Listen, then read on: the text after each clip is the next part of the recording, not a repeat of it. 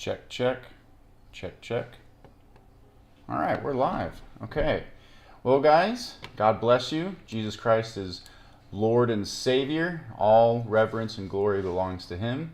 I wanted to go over what I was looking at on Euro USD here because I'm just liking the overall idea of expectational order flow. Yeah, and I did some in-depth analysis, but I saw some market maker demand, which created more demand. There's still a refined area that needs hit. I went through and I just started marking off what I think a macro picture might look like versus a local picture might look like. So what I'm expecting here is a model forming on this macro timeline for a distribution. So it would be tap 1, tap 2, 3, before we flush back down to continuation of this demand. So as I was looking at that, I wanted to zoom in a little bit more and get a better idea. We see a nice topping formation here. 1, 2, 3. Sometimes it's 2, but you get used to looking at topping formations. And that topping formation did mitigate some key liquidity points on this massive expansion from the market maker. It mitigated liquidity points, and it did not hit this demand that was noted. As I kept looking at this, I couldn't get out of my head that we would see a macro distribution forming. So zooming in after the topping structure, we look at some liquidity points that were created here. This was a liquidity point that got taken, which when you have liquidity, 2 or more liquidity points that are near equal highs, you can almost expect them to get taken out. It's just a matter of time. So I'm hoping for a rotation back up when we complete that distribution model, whether it's model 1 or model 2. But in the meantime, I saw some price exhaustion coming into some demand here.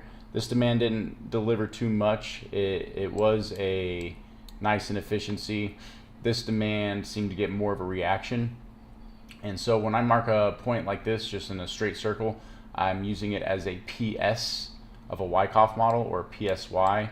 This is where I would not start my range, and it could fake you out. It just seemed like again, I haven't found a technical way to get around it, but it wasn't enough price exhaustion for me. It didn't come into any key POI that made sense to me.